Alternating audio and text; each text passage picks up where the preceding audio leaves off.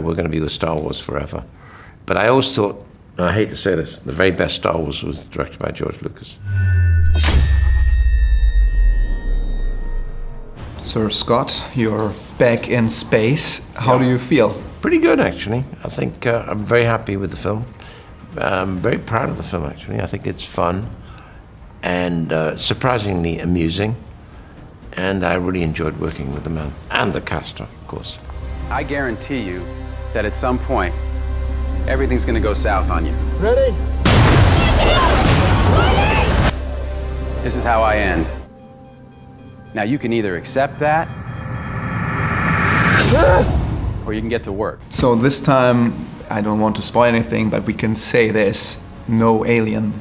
No. I think the film is, Drew Goddard, the screenwriter, called it a love letter to science, which is a good, description, because it's everything that you see. It sounds maybe boring to say that everything in the film works. The science of the film really works, but when you watch it, the evolution of what he must do is a terrific engine.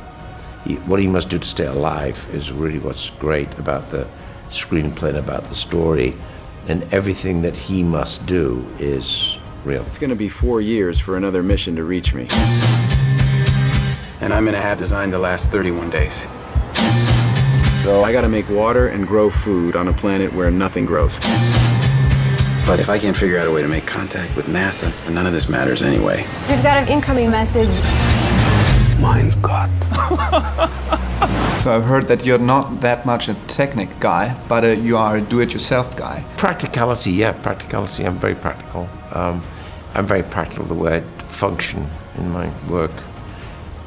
In the sense that I still do something kind of quite basic, which is I still storyboard the film myself, because I have to.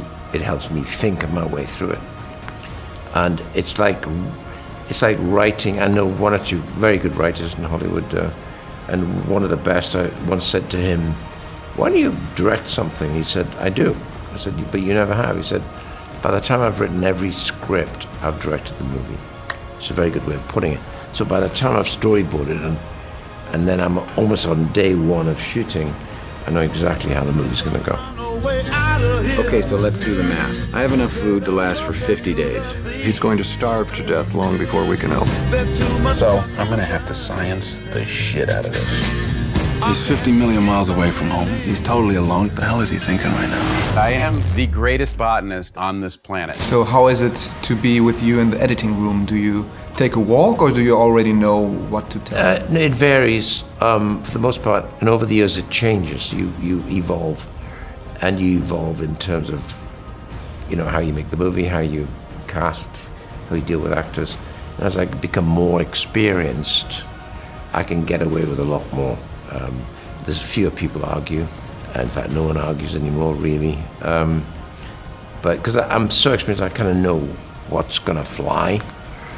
And I got a very good crew. I need crew. You can't make a film like this. We made this film in 70 days, which could easily be 100 days to shoot this, okay? But I hate that, because I'm two-take Charlie. I'll take 2 takes and say, "You happy?" And he'll say, "Can I have one more?" I said, "Sure, next, let's go again." It moves very quick, and I use 4 cameras, always, minimum. If there's something complex, there'll be 8 to 11 cameras. I know how to save Mark Watney. But we need the Hermes crew. We either have a high chance of killing 1 or a low chance of killing 6. I'm not risking their lives. It's bigger than one person.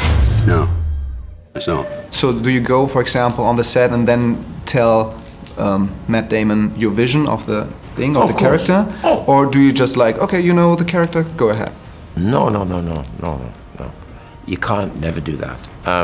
You've got to walk on every morning knowing what you're doing. You have to. And by me storyboarding, I have to make decisions. So I've already prepped it in my head, and therefore, but I don't want to ever pin it down. I want it to someone like Matt Damon, leave it open. So on the day, but we've discussed it way before the day. We've already talked about the tone of the scene, what we're both aiming at on that morning.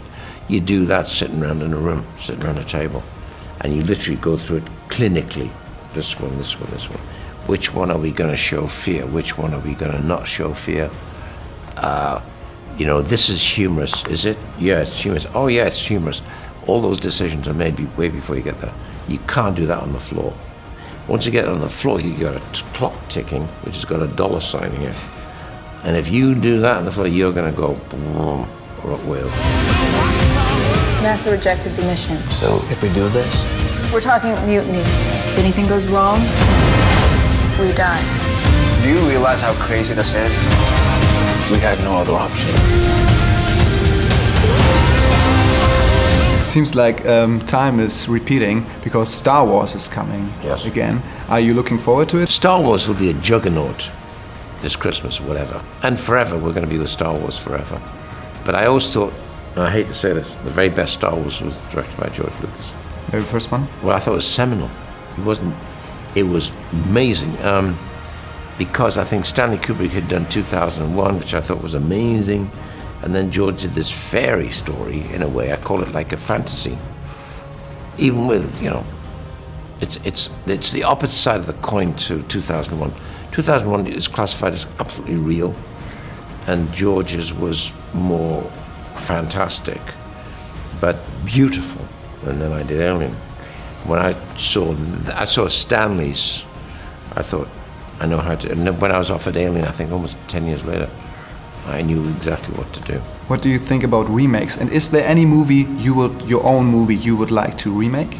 I'm going to remake. Oh, remake. Oh, you mean not a sequel? Remake? Yeah. Oh, no, never. Never. Very good. No matter what happens,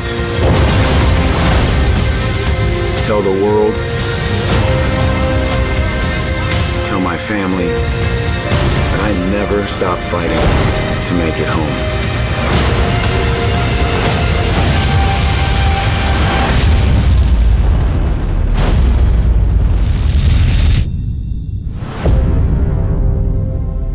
Last question, Brave New World, are there any updates? That's tough. That's tough. That's really tough. I mean, in a funny kind of way, maybe you should stay as a book. Maybe. It's a great idea. It's like George Orwell, 1984. It's a great book. And they've tried to make it, and it doesn't really... Big Brother is another form today, and he exists. I'm not going to say what it is, but I think we know who it is. Thank you very much.